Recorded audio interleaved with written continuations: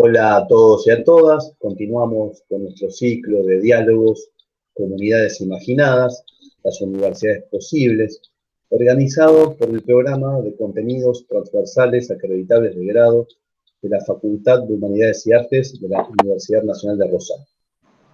Tenemos hoy el enorme placer de recibir a Alfredo Laceretti, quien es actualmente rector de la Universidad de Mar del Plata y también fue legislador provincial por el Partido Socialista.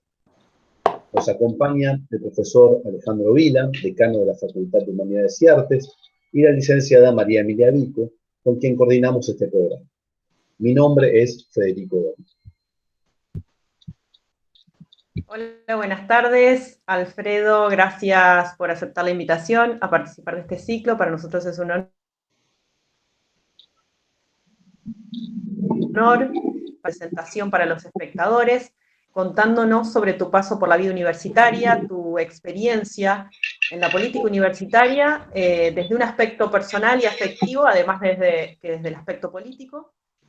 Si tuviste maestros y referentes y cuáles fueron, que te aportaron, y cuáles son los valores que mejor expresan tu vínculo con la universidad. Bueno, muy bien. Buenas tardes a todas y a todos.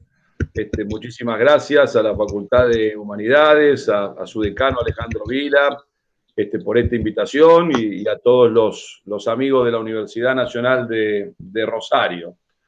Así que en esta presentación personal quiero decirle que de alguna medida me siento representado por la canción de Fito Páez de que Rosario siempre estuvo cerca, porque mi familia es oriunda de localidades vecinas de Rosario. Mis padres nacieron en Álvarez, algunos vivieron en Arroyos Secos, otros en Bogado, o sea que de alguna manera me siento muy próximo a Rosario, me siento un hijo de la Pampa Gringa, pero nací en Mar del Plata porque justo mi padre le salió un trabajo, mi padre era chacarero, le salió un trabajo acá en un campo de la zona en el año 1960, así que yo soy pura sal, digámosle, nacido frente al mar, pero siempre me he sentido muy, muy próximo a Rosario por estos vínculos familiares y bueno, también habrán escuchado en la presentación de María Emilia que soy integrante del Partido Socialista desde que tengo 18 años y allí el Partido Socialista ha dejado una impronta importante en el gobierno de la ciudad de Rosario por más de 30 años, en la provincia de Santa Fe tres periodos, así que también desde ese punto de vista, de los valores, de las ideas, de ser parte de mi querido Partido Socialista, que tiene importante raigambre en Rosario y en Santa Fe, también me siento próximo. Así que realmente es un gusto acompañarlos. Y comentarles que, bueno, yo comencé la vida universitaria con una participación activa en el movimiento estudiantil. Fui presidente de Centro por 2 años, secretario general de la Federación Universitaria de Mar del Plata, que la fundamos en esa época, en el año 83-4. No había habido nunca federación universitaria constituida en Mar del Plata.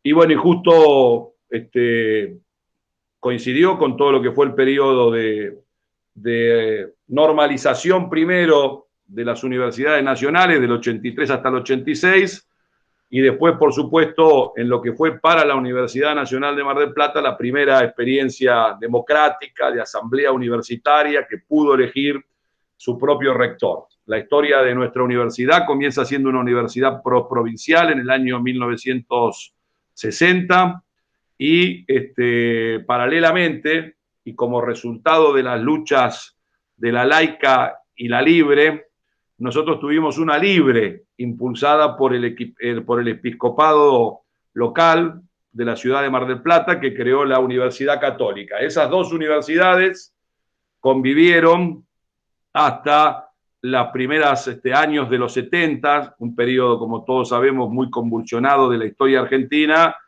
y desgraciadamente con alto costo de vidas humanas, con con todo lo que fue el accionar de los grupos paraestatales y de la AAA en nuestra ciudad, que a nosotros nos dejara tempranamente 2 víctimas, una Silvia Filler, una estudiante asesinada en una asamblea en el 71, y luego María del Carmen Maggi, decana de la Universidad, de la Facultad de Humanidades, justamente de la Universidad Católica de Mar del Plata, que fue secuestrada, torturada y asesinada, y su cadáver apareció justo un día antes del golpe de Estado. Así que la fusión de esas 2 universidades que hace la ley, que se sanciona en el 75 y crea la Universidad Nacional de Mar del Plata, es un periodo muy, muy traumático. Entonces, les decía que cuando fue el periodo de normalización fue la primera vez que nosotros tuvimos un gobierno democrático en la universidad. Así que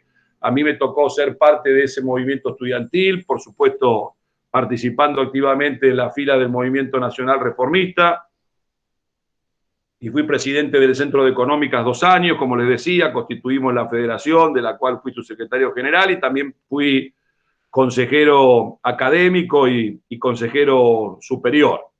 Así que tengo una vida vinculada muy fuertemente a la universidad, pero también a la política, porque después tuve un tiempo que no estuve activo en los claustros.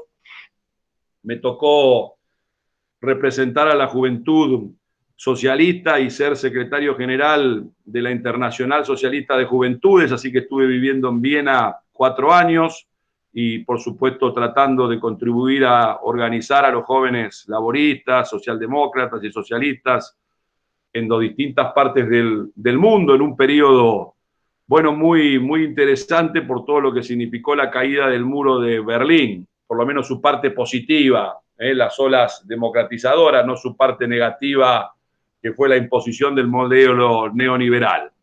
Así que en ese momento, después volví a la Argentina, trabajé como asesor de distintos legisladores, también fui secretario ejecutivo de la Federación Argentina de Municipios, acompañando la presidencia de Hermes Wiener, que en ese momento era intendente de Rosario, y después comencé a participar nuevamente de la universidad, siendo primero subsecretario de Administración Financiera y después secretario de Administración Financiera durante 6, 7 años. De ahí volvimos a saltar a la política.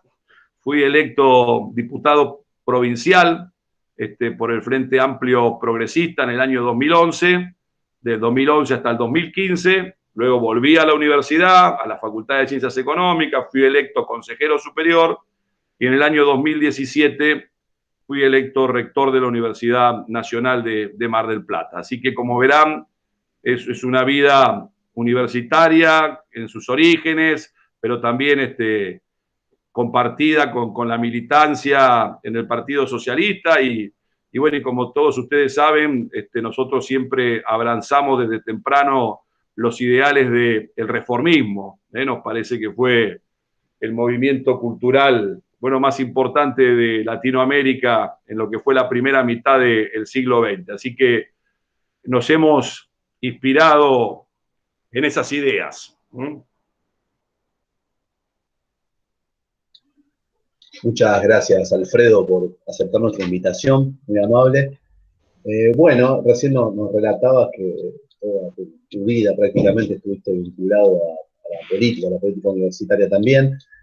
Te queríamos preguntar, una pregunta pensando no solamente, ¿no?, en el mundo, en las comunidades universitarias, sino también alén de esas comunidades. ¿Por qué es importante que haya universidades públicas? ¿Y qué significa la universidad en nuestro país, en Argentina? Bueno, a ver, la pandemia que nos ha obligado a encerrarnos en casa, como toda crisis, también encierra oportunidades. Yo aproveché y tuve la oportunidad de leer bastante en esta pandemia, así que pude disfrutar el último libro de Tomás Piketty, Capital e Ideología, que tiene 1200 páginas, que se disfrutan de la 1 hasta la 1200, y realmente lo traigo a colación, fruto de lo que vos planteabas, de qué importancia tiene que la universidad sea pública, y que sea, como en el caso nuestro, a partir de la reforma a la ley de la educación superior, que se dio un poco a las corridas sobre el final de un mandato presidencial en el año 2015, pero que es una ley que consagra con mucha claridad que la educación superior es un bien público y con lo tanto tiene que hacerse cargo el Estado, y que además está considerado como un derecho humano social y personal. Entonces creo que esto es algo muy, muy valioso y muy trascendente, que está encarnado en las luchas históricas del movimiento estudiantil y del pueblo argentino, en la convicción de que la universidad tiene que tener el acceso para todos sus habitantes, para todos aquellos que quieran estudiar. Y lo relacionaba con el libro de Piketty porque en los análisis de lo que significan las sociedades propietaristas, como él las llama, que han llevado a una concentración de riqueza que se asimila a la que tenía el mundo a fines del siglo XIX, también incorpora como variable de la concentración de riqueza y de desigualdad que esto genera el acceso al conocimiento y el acceso a la educación superior. En universidades mercantilizadas, en universidades aranceladas, en universidades cuyas acceso tiene esa barrera económica, solamente estudian los hijos de las élites de cada uno de los países. ¿Quién puede pagar $20.000 de una cuota anual? Como ocurre muchas veces en universidades anglosajonas prestigiosas internacionalmente, que no por casualidad están preocupadas de y encabezan los rankings internacionales de universidades, que es de alguna manera cómo se venden sus servicios a otros estudiantes de otros países. Eso encierra una barrera enorme y un elitismo importante para acceder al conocimiento en un periodo de desarrollo de la economía mundial en la cual el poseer el conocimiento tiene un valor que nunca había tenido antes. Entonces, en ese contexto, el sistema universitario argentino, con su tradición, es realmente algo excepcional, algo que debemos valorar en toda su profundidad. Yo creo que la universidad pública garantiza el derecho al acceso a la educación superior. Y eso es algo muy importante para toda nuestra juventud.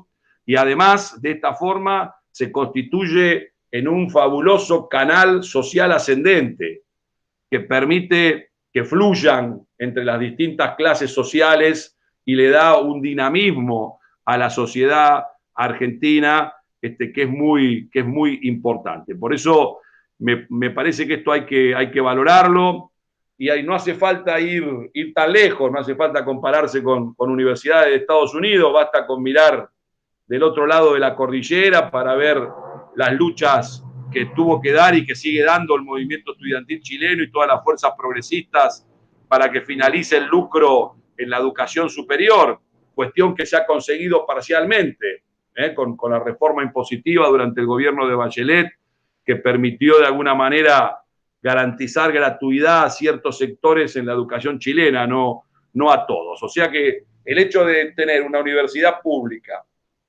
que esté sustentada por el Estado, que tenga un ingreso irrestricto, cuya única exigencia es culminar el ciclo inmediato anterior, por lo menos para los menores de 25 años, para los mayores de 25 años también existe una posibilidad para ingresar a la universidad sin haberlo hecho. Nos parece que es algo realmente muy importante, muy democratizador, y que no nos tenemos que dejar confundir por análisis en los cuales se plantea que se está subsidiando a las clases medias argentinas en desmedro de las pobres, porque ese argumento lo que esconde es que lo único que quieren lograr es que los pocos pobres que entran no entren más y que la clase media no entre más. O sea que es un argumento que no es un argumento que nos da, que viene por más educación, sino es un argumento que es por menos educación. Entonces creo que tenemos que estar muy conscientes de lo que significa la enorme posibilidad que tenemos en Argentina y defender nuestro sistema público, que concentra de los cerca de 2.200.000 estudiantes que tiene el sistema universitario en general hoy en Argentina, 1.700.000, incluyendo los posgrados, lo hacen en el sistema público, o sea, cerca del 80% y el 20% en el privado. Miremos el caso de Brasil, donde la proporción es absolutamente inversa. La inmensa mayoría lo hace en el privado y no en el público. Así que creo que es fundamental garantizar la continuidad de este sistema, que me parece que ya es patrimonio de todas las culturas políticas argentinas y que eso también puede contribuir a garantizar su perdurabilidad. Por lo menos de las mayoritarias.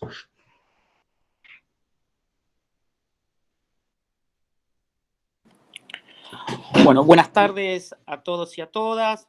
Muchas gracias, Federico, muchas gracias, María Emilia, y muchas gracias a Alfredo por sumarte a participar de este ciclo de entrevistas. Mi pregunta tiene que ver con las funciones tradicionales de la universidad: la investigación, la docencia y la extensión. ¿Cómo considerás que el estado de situación en que se encuentran esas funciones y cómo pensás que se podría mejorar las mismas?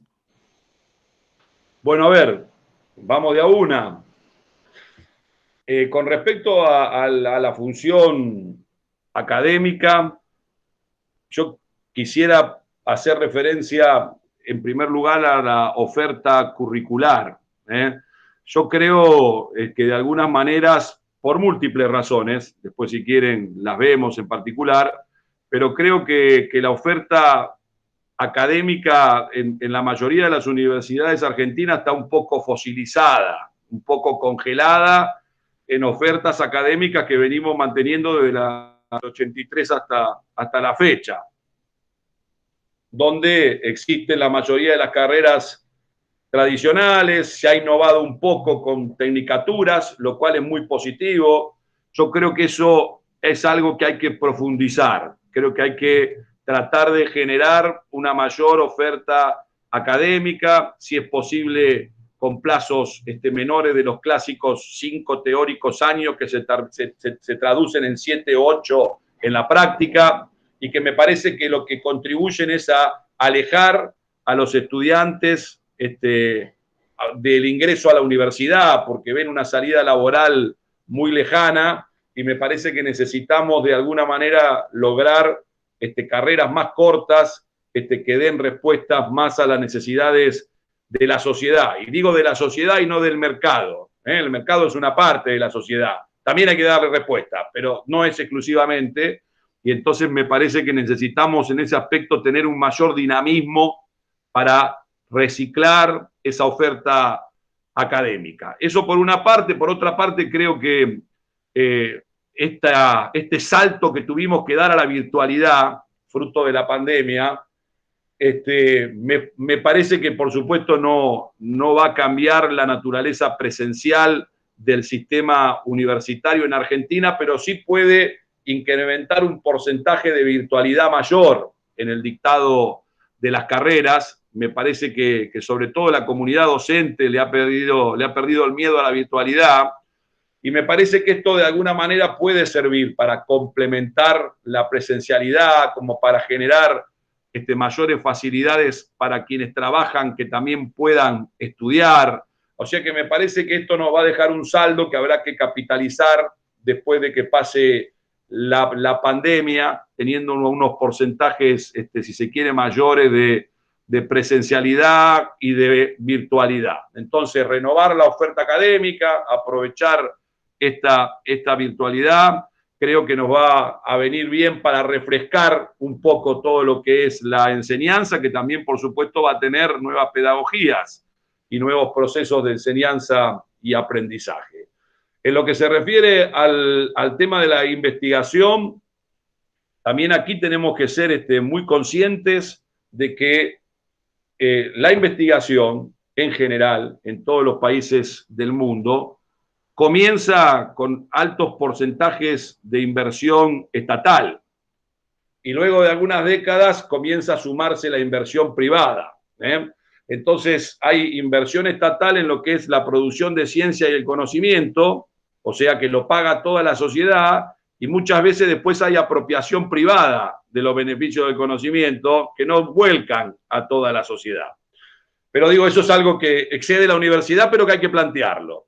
Entonces, nosotros creo que hay que apostar, por supuesto, a una fuerte inversión en ciencia, tecnología e innovación, y hay que apostar a algo que en Argentina es muy complejo, que es transformarlo en una política de Estado. En investigación necesitamos 10 o 15 años para consolidar un proceso. Si cada 4, cada 8 cambia el gobierno y vuelve para atrás todo lo que hizo el anterior, es muy difícil poder sostener un desarrollo científico tecnológico en el tiempo. Pero lo que también es verdad es que el 80% de los institutos de investigación, de los llamados doble dependencia, que dependen del CONICET, tienen asiento en las universidades nacionales, y el 82 o 3% de los investigadores del país son docentes de las universidades nacionales y realizan sus investigaciones en las universidades nacionales.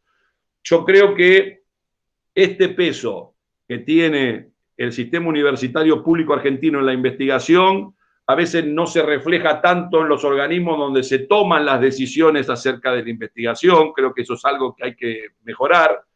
Y por supuesto creo que, y te lo engancho en parte con la extensión, en la medida en que la universidad reafirme un fuerte compromiso social y tenga relación próxima con las demandas de los sectores populares, con la pequeña y mediana empresa, con la economía social, con el cooperativismo, pero también con los niveles jurisdiccionales del Estado más próximo, digo los municipios, esa proximidad tiene que generar una demanda de proyectos de investigación muy concretos para dar respuestas, diagnóstico y respuesta a las necesidades de la sociedad. Así que yo creo que la investigación tiene que profundizarse, tiene que jerarquizarse, pero también tiene que de alguna manera orientarse hacia lo que deben ser las necesidades socioeconómicas, productivas, sanitarias de nuestra sociedad. Y eso muchas veces no, para no caer en la remanida discusión tan irritante de qué área es estratégica, qué área no es estratégica, si hay una fuerte demanda social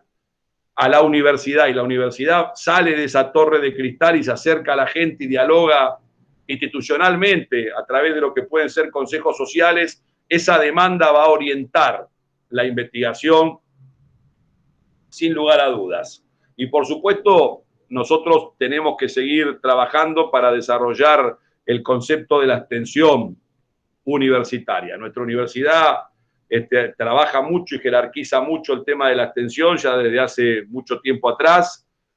Hemos innovado, si se quiere, con lo que llamamos las prácticas sociocomunitarias, que primero fueron incluidas en la currícula de las carreras de la Facultad de Ciencias Económicas, la menos pensada por la disciplina, por lo menos, y que después lo votó el Consejo Superior, y que obliga a que todos los estudiantes hagan una práctica sociocomunitaria relacionada con su disciplina, porque me parece que es importante que nuestros graduados sepan claramente que van a ejercer en una sociedad desigual, fuertemente desigual, con altos niveles de exclusión, y es bueno que con esas prácticas sociocomunitarias puedan visualizarlo claramente. Pero además de eso, que es cómo vamos formando a nuestros jóvenes, la universidad también es importante que esté presente en todo su territorio. Nosotros hemos aquí impulsado lo que llamamos Centro de Extensión Universitaria.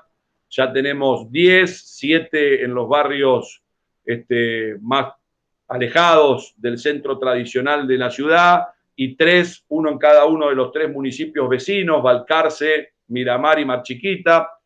Y la verdad que nos da una posibilidad de dialogar, de aprender con las organizaciones sociales, con la sociedad civil, con los municipios, y es un trabajo muy fecundo porque a través de estos centros canalizamos todas las políticas de extensión y en algunos casos también de investigación. Extensión que es extensión cultural, pero también que es extensión formativa, o sea que hay ahí un ida y vuelta muy necesario con la sociedad. Entonces yo creo que hay que jerarquizar la extensión, hay que jerarquizarla también en la carrera docente, porque hay muchos extensionistas que lo hacen pese a ser dedicación simple, algunos lo hacen con dedicación parcial y exclusiva, pero cuando van a un concurso resulta que el paper de investigación vale mucho y el de extensión no vale nada, no poco, nada.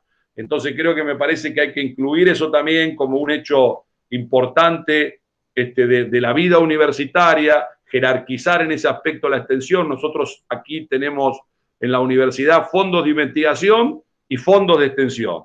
Tenemos un sistema de becas propias de investigación para los estudiantes avanzados y después profesionales para que entren en el doctorado, que son unas 120, y ahora montamos un sistema de becas de extensionistas para formar a los estudiantes en extensión también. O sea, que nos parece que es con las tres funciones esenciales de la universidad, trabajando juntas de manera articulada, que vamos a generar un conocimiento que lleve a la práctica aquella máxima de que la teoría debe ir de la mano de la práctica y retroalimentarse mutuamente. Y creo que en ese aspecto, combinando extensión, académico y investigación, es como vamos a poder mejorar la calidad de la enseñanza. Muchas gracias, Alfredo. Yo la pregunta que te voy a hacer, en realidad ya venís hablando de todos estos temas. Recién cuando te explayabas sobre la extensión y también cuando hacías alusión al reformismo. Nosotros vemos que en el modelo universitario argentino suele darse una dicotomía entre calidad e inclusión, dicotomía que, digamos, podemos discutir, y que proviene quizá de aquella contraposición entre un perfil más profesionalista, enfocado en la excelencia académica y en las necesidades del mercado, y por otro lado, una postura heredada de la reforma del 18, que enarbola las banderas del pensamiento crítico y de la autonomía. Entonces, te queríamos preguntar, ¿cómo ves este dilema? ¿Cómo se da esto en nuestro país? ¿Cómo se da esto, digamos, en la Universidad de Mar del Plata? Y cómo impacta esta tensión en precisamente la configuración de nuevas agendas y en los criterios para determinar las áreas de vacancia. Perdóname, me quedó una duda. Repetime bien el término del dilema, así no te contesto lo que creo que entendí y te contesto lo que me preguntaste. El dilema entre las carreras profesionalistas, la formación profesionalista y la otra. Y la otra sería el espíritu crítico y de autonomía heredado de la reforma del 18. Bien. A ver, yo creo que la reforma del 18, como bien dijimos antes, es constitutiva del sistema público argentino. En un momento de tensiones ideológicas, muchos sectores la acusaban de generar de la mano de la autonomía, una universidad isla, alejada de las necesidades de los sectores populares. Por suerte eso, con el correr de estos casi 40 años de democracia, ese planteo ha dejado de existir y creo que hoy todos los sectores políticos, por lo menos los mayoritarios, reivindican los valores de la reforma universitaria. Reforma universitaria que, por otra parte, así como la universidad de Humboldt, el modelo de universidad alemana, significó la irrupción del método científico contra la universidad escolástica, la reforma universitaria significó la introducción de la democracia dentro de la universidad, que es un criterio muy distinto del método científico, que es la experimentación y la verdad. Pero pese a eso, la universidad logró hacer convivir, la reforma logró hacer convivir la democratización de la universidad con el método científico, con la extensión universitaria y con la autonomía. Autonomía que, a decir verdad, muchas veces la conocimos en su fase negativa.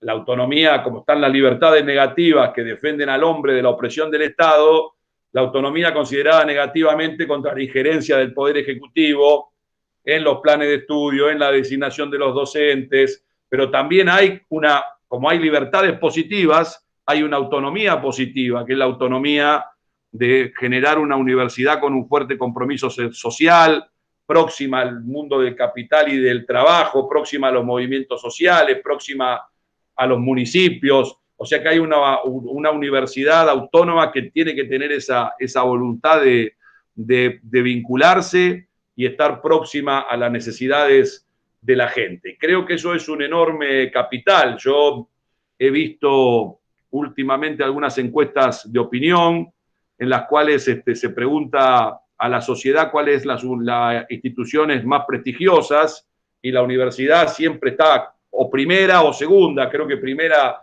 desde hace mucho tiempo, o sea que la sociedad percibe a la universidad como algo en que referenciarse, y me parece que en la medida que nosotros seamos más próximos a la sociedad, si lo hacemos de manera responsable y seria, eso se va a consolidar y va a ir creciendo. Entonces, esa autonomía que además impulsaba la formación humanista de todos sus estudiantes, la formación integral del estudiante, que no prime la técnica sobre los valores humanistas, sino que tratemos de formar un hombre íntegro, que no que tenga siempre el punto de vista de a qué sirve su ciencia y a qué sirve su técnica y cómo juega su rol en el conjunto social, me parece a mí que es fundamental como valor de la universidad. Entonces yo creo que podemos formar muy buenos profesionales, y de hecho se hace en las universidades argentinas, pero me parece que tenemos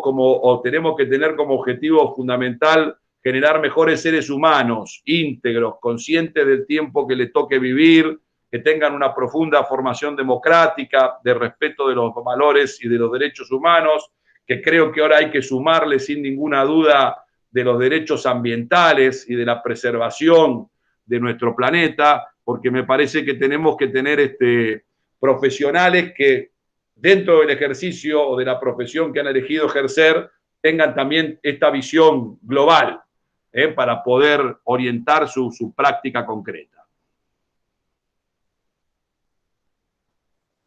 Gracias, Alfredo.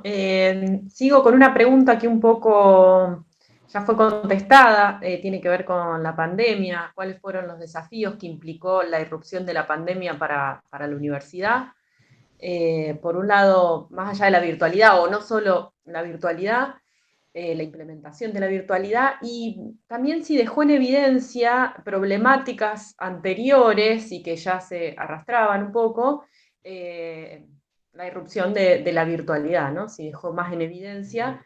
¿Y cómo ves que será una universidad post-pandemia? Si es que la tenemos cerca, no sabemos cuándo, pero si ves que habrá una universidad distinta, será una universidad distinta a la universidad post-pandemia. De las vacunas, para ver esas aulas pobladas de estudiantes, hombros con hombros. Me parece que hasta que no tengamos una vacuna no va a ser tan fácil volver, por lo menos a ese viejo esquema.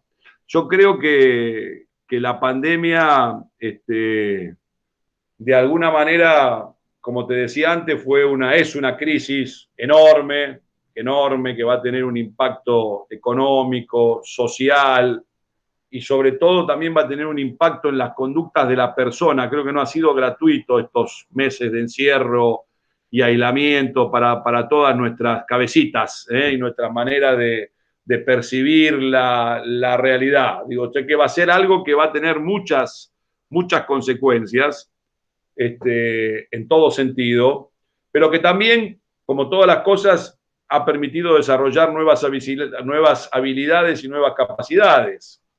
Y creo que el hecho de tener, como te decía antes, esta necesidad de saltar a la virtualidad sin ninguna planificación, de buenas a primeras.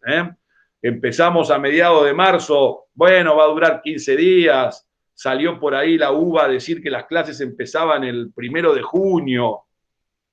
Y entonces algunos dijeron, bueno, ¿para qué vamos a empezar con la virtualidad si el ciclo lectivo arranca en junio? Bueno, evidentemente todo eso fue cambiando. Lo que apostamos tempranamente a la virtualidad porque percibíamos que esto era para largo, se fueron consolidando esas cátedras. Nosotros pasamos de tener menos de 100 asignaturas virtuales a tener más de 2.200. Y se empezaron a dar clases virtuales, algunas con más creatividad, otras con menos, sincrónicas, asincrónicas, en fin. Pero me parece que todos los docentes de las universidades públicas, yo quiero expresar aquí mi agradecimiento porque han hecho un esfuerzo enorme, enorme para que los estudiantes, que también han hecho un esfuerzo importante, no pierdan este cuatrimestre, no pierdan este ciclo lectivo. La universidad y el sistema educativo argentino está cerrado desde mediados de marzo. Con un sistema educativo cerrado, hemos generado un sistema de aulas virtuales abiertas y hemos podido salvar, no todo, por supuesto, pero una enorme cantidad de asignaturas y se ha podido aprovechar este tiempo estudiando en casa. O sea que vaya mi agradecimiento a todos los docentes, a los estudiantes, a los no docentes que han hecho posible esto. Entonces esto nos ha dejado un capital importante hacia lo interno de la universidad. Por supuesto que aparecieron aquí, bueno, situaciones que también existían en la presencialidad. Estamos, como decíamos antes, en una sociedad desigual. Entonces, es obvio que hay una brecha digital. Es obvio que hay sectores sociales que tienen mejor conectividad que otros. Es obvio que hay personas que tienen mejor equipamiento que otros. La famosa frase de quédate en casa, eso supone que todos vivimos en casas parecidas a las que vimos en las series americanas, donde en la planta alta cada nene tiene su habitación, su escritorio y su computadora.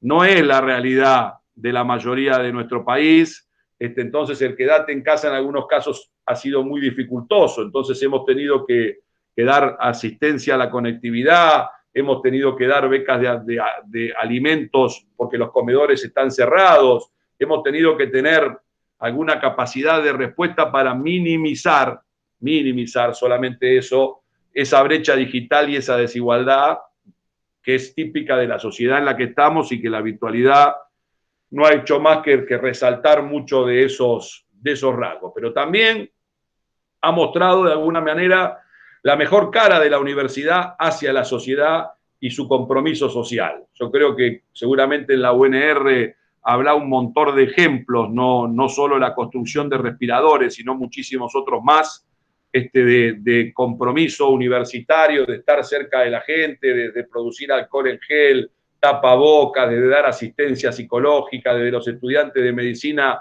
capacitando a referentes barriales, en fin, ha habido una movilización muy grande de la universidad que me parece que ha estado medianamente a la altura de las circunstancias. Nosotros aquí en Mar del Plata, además, hemos puesto en marcha desde el mes de abril lo que llamamos el Fondo Solidario, donde las autoridades de la Universidad Nacional de Mar del Plata todos donamos el 10% de nuestros sueldos y con ese Fondo Solidario venimos comprando desde el mes de abril hasta la fecha elementos de limpieza y alimentos para más de 350 comedores y merenderos barriales, lo cual realmente ha sido si se quiere, la irrupción del mundo laico en muchos barrios donde por lo general la ayuda venía por el lado religioso. Esto ha ayudado a reforzar el mundo laico existente con una presencia importante de la universidad que nos acercó mucho a la comunidad. Entonces, desde nuestras disciplinas y desde la extensión, también la pandemia mostró en alguna medida una cara muy positiva de la universidad, que es muy valorada. Nosotros acá en Mar del Plata, supongo que en Rosario quizás también, surgió una forma de organización popular que se llaman Comité Barriales de Emergencia.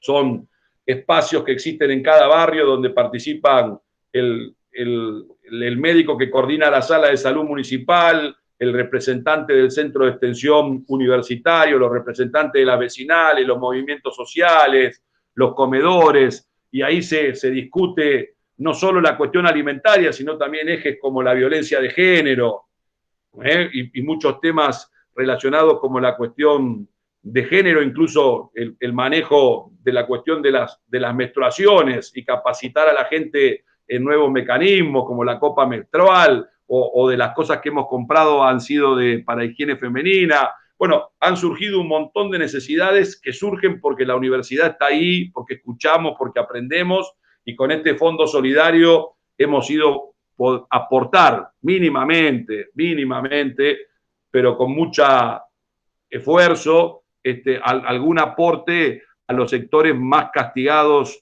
económica y socialmente por esta pandemia, que ya sabemos cuáles son. Siempre el hilo se corta por los más delgados. Hay inundaciones, se inundan los pobres. Hay crisis económica, tienen problemas los pobres. Hay pandemia, de los pobres. Entonces está claro cuál es el sector siempre más castigado y que me parece que exige todos nuestros esfuerzos para acompañarlos en estas circunstancias tan aciagas. Así que creo que la universidad va a salir fortalecida de alguna manera de esta pandemia, así que yo me imagino una universidad en la post-pandemia con mucha más presencia social, con una institucionalidad más fuerte, con un ejercicio de un compromiso social mayor, una universidad que puede incorporar la virtualidad y una universidad que siga asumiendo el desafío de ser una universidad de puertas abiertas para todos los sectores de la juventud, no solamente para los social y económicamente más favorecidos. Y para esto no alcanza el ingreso restricto, a veces no alcanzan los sistemas de becas porque hay un techo de cristal que tenemos que romper, porque hay muchos sectores sociales que no perciben que la universidad sea para ellos, porque la ven distante, porque la ven lejana, y a lo mejor esta práctica social que hemos realizado nos permite estar más cerca y nos permite que muchos más jóvenes se animen a ingresar a nuestras aulas.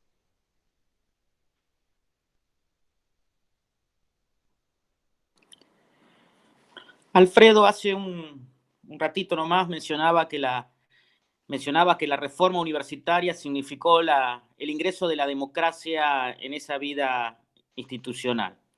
La pregunta se refiere a cómo pensás que se puede profundizar la democratización en la vida institucional o en la vida universitaria y qué arquitectura institucional sería necesaria para poder profundizar dicha democratización.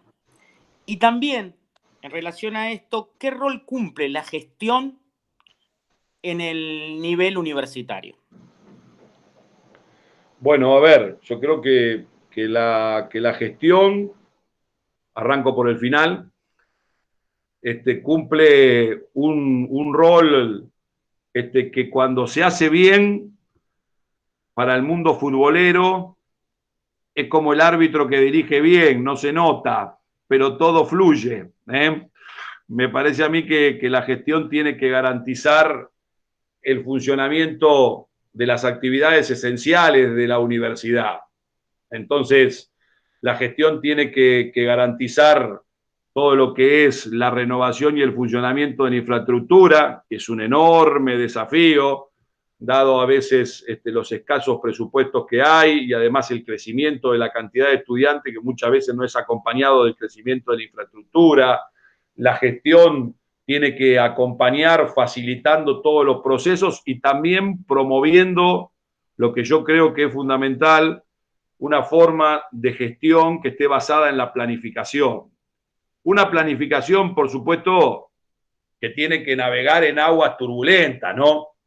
Yo, para darles un caso, asumí como rector sobre finales del 2017, o sea que desde el 2000, en diciembre, así que podemos decir que asumimos en el 2018. Desde el 2018 hasta a esta fecha tuvimos 2 devaluaciones y una pandemia, con lo cual la planificación es en un contexto de mucha inestabilidad, pero no obstante ello, creo que, como decimos acá, los marplatenses, no hay vientos favorables para el que no sabe a dónde va. Bien, cuando uno se larga a la mar en un velero.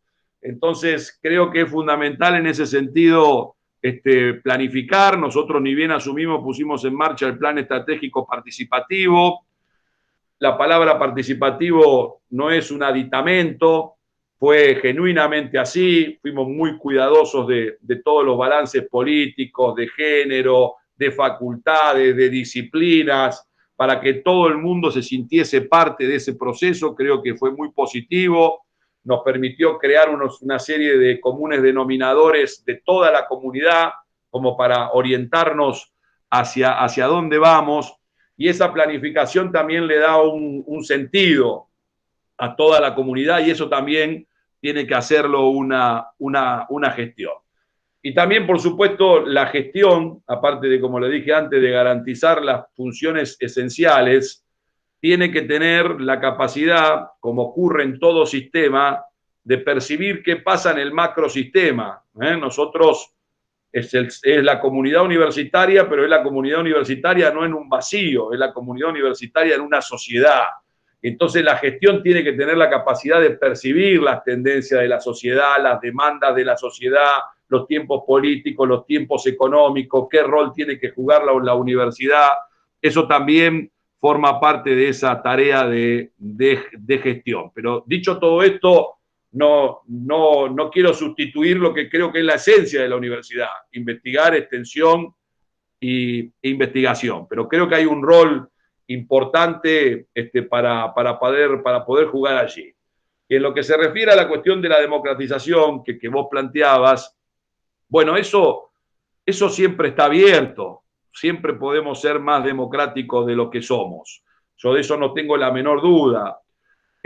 A nivel sistema universitario argentino, que incluye público y privado, tenemos una ley de educación superior que nos regula.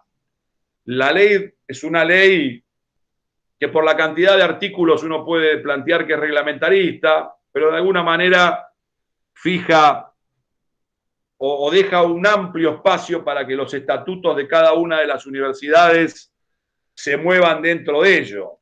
No obstante eso, fija la mayoría docente en todos los cuerpos colegiados, que eso es opinable, sobre todo cuando el claustro docente se asimila solamente a los profesores, como ocurre en muchas universidades del país. No en la nuestra. En la nuestra el claustro docente es desde el profesor titular hasta el ayudante graduado. Somos todos docentes.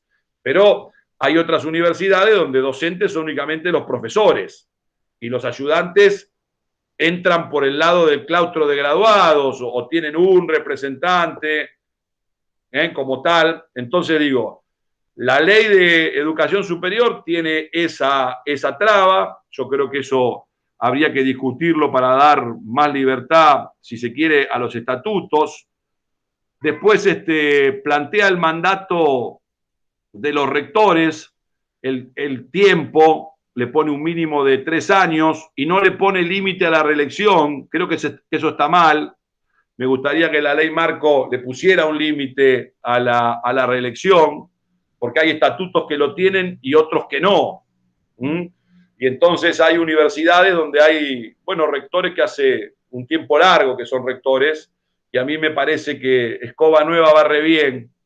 No es un tratado de ciencia política, pero es un dicho popular que refleja bastante bien la necesidad de cambio a veces de las personas que están en la dirección de las instituciones. Entonces, algo se puede incorporar desde la cuestión de la ley, pero después hay mucho que hacer en los estatutos de cada una de nuestras universidades, en lo que se refiere a la composición de los cuerpos. Esto que les estaba planteando, creo que es uno de los problemas que más conflicto genera. El claustro docente, cómo se compone, la participación del movimiento estudiantil que va de un 30 a un 40 o a veces más. Ustedes en Rosario tienen la paridad docente estudiantil en los consejos directivos, como lo llaman ustedes, o muy parecido. Nosotros acá es 6 docentes, 4 estudiantes, 2 graduados. Hay que seguir avanzando con la incorporación de los trabajadores no docentes, que en muchos casos esto ya está logrado con voz y con voto, pero en otros casos no. Nosotros, por ejemplo, no los tenemos en los académicos, sí los tenemos en la Asamblea y en el Consejo Superior. Ahí hay espacio para democratizar y para mejorar. También tiene mucho que ver con los mecanismos de elección de autoridades, cómo se dan en el proceso de democratización.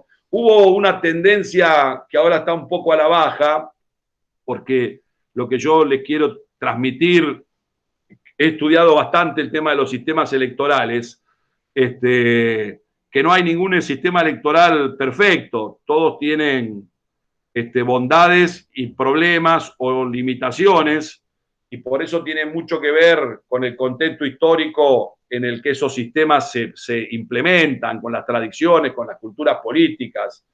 Y entonces hubo un momento donde creció el tema de la elección directa, que es una elección directa, pero no rompe con el principio de un hombre un voto, porque después los votos se ponderan acorde a los claustros. Bien, o sea que no es un hombre un voto. Después los votos valen distinto. Se ponderan, pero se elige de manera directa rector y en algunos casos decanos. Esto surgió ¿contra qué? Contra la opacidad de las asambleas universitarias, muchas veces, de cómo se manejan los votos de los asambleístas.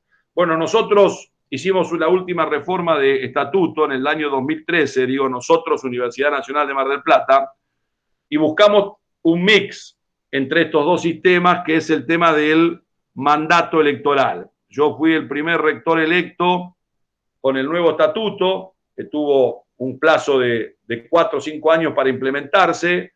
¿Y cómo fue la elección? Y la asamblea universitaria se asemeja a un colegio electoral. Entonces, cuando se vota en cada facultad, los asambleístas llevan al tope de la boleta: yo voto por la fórmula tal o cual.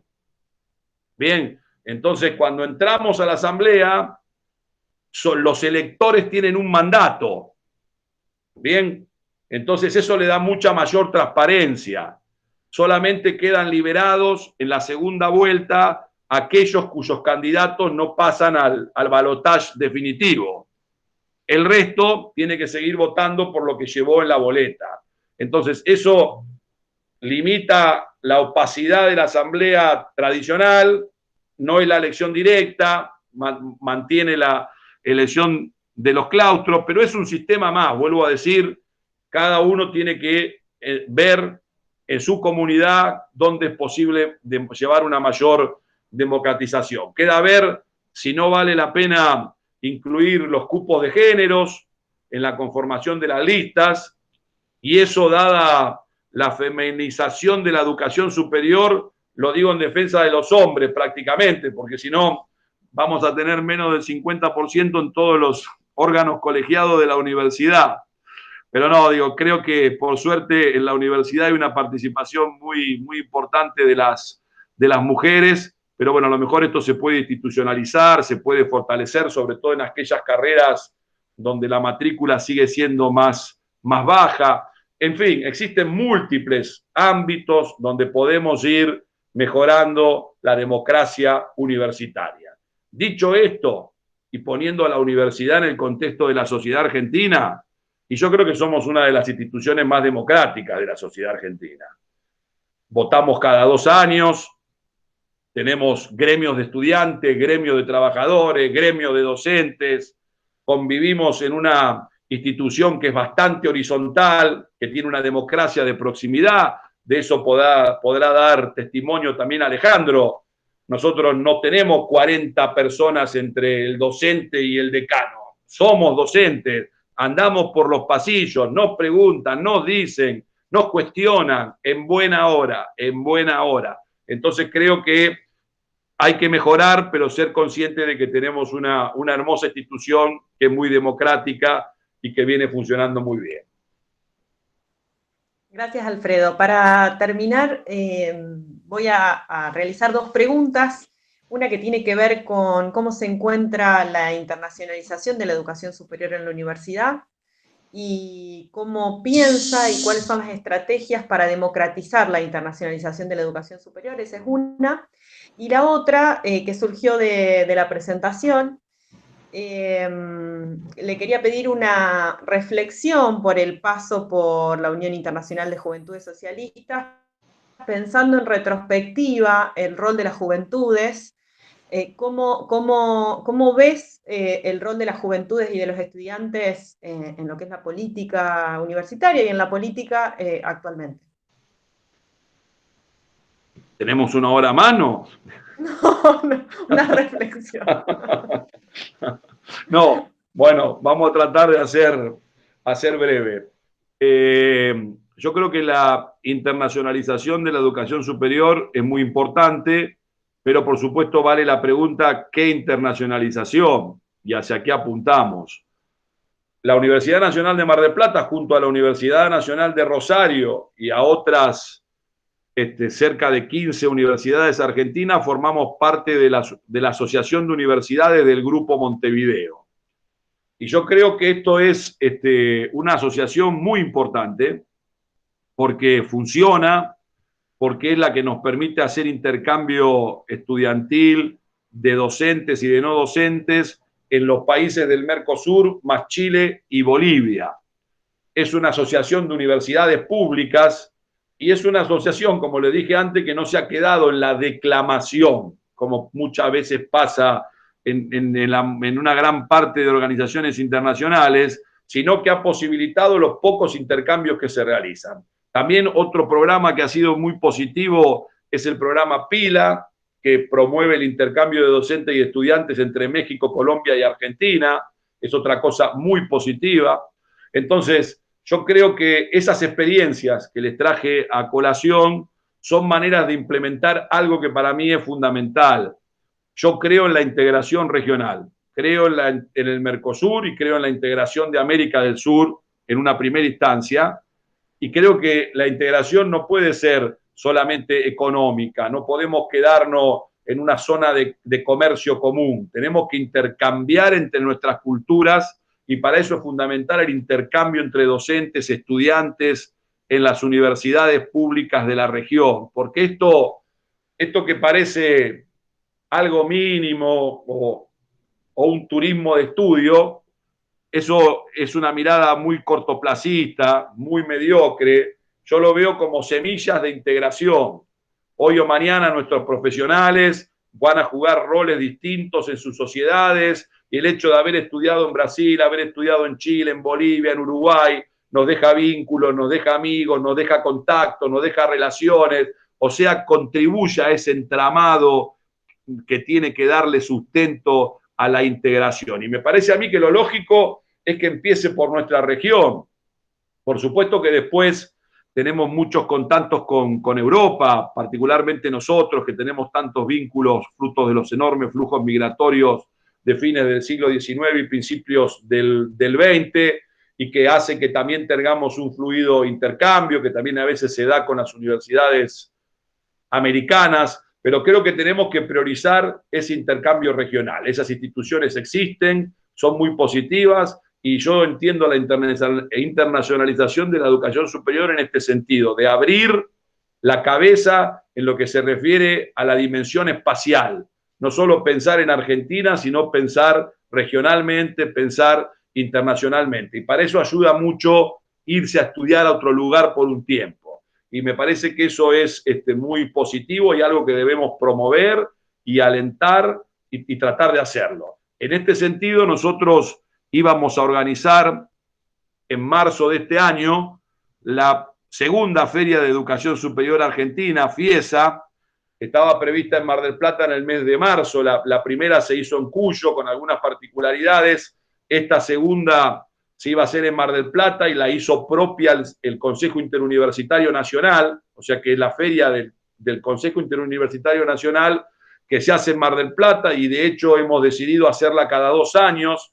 La próxima sede está prevista en Misiones, o sea que los misioneros ya están participando con nosotros para aprender desde antes qué es lo que van a tener que hacer. O sea que hay ahí una vocación de continuidad y esas ferias de educación, la nuestra se pospuso a marzo del 2021 y ahora la pospusimos a noviembre del 2021, o sea que creo que los voy a ver a todos en noviembre en Mar del Plata del año que viene, espero.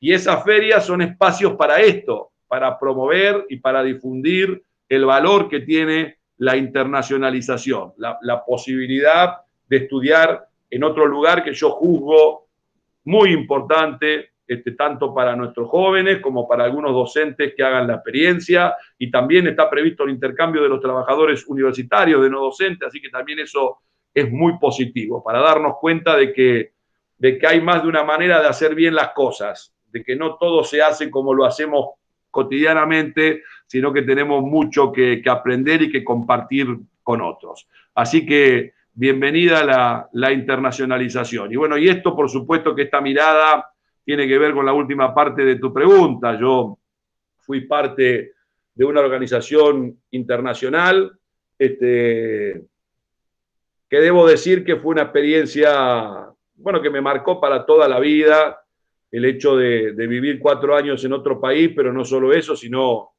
visitar más de 70 países en todo el mundo, organizar seminarios en Filipinas, en Australia, en Europa, en Centroamérica, en África, en Costa de Marfil, en Sudáfrica, ser parte de la caída del apartheid, estar en Medio Oriente en el medio de los acuerdos de paz, visitar Jericó, Gaza, bueno, ha sido algo indudablemente extremadamente enriquecedor, extremadamente positivo para saber que el mundo no es solo Occidente, que existen otras culturas, que existen otras miradas, para conocer lo que fue el impacto del proceso colonial, cómo impactó y generó una ruptura en la evolución de cada una de las sociedades, particularmente en África, en Asia, en Medio Oriente. Bueno, evidentemente fue algo extremadamente enriquecedor. Pudimos organizar un Festival Mundial de la Juventud del que participaron más de 7.000 jóvenes socialistas, socialdemócratas y laboristas de casi 140 países del mundo. O sea que fue algo, sinceramente, que sin ninguna duda me cambió profundamente, me enriqueció profundamente. Soy un agradecido a la vida.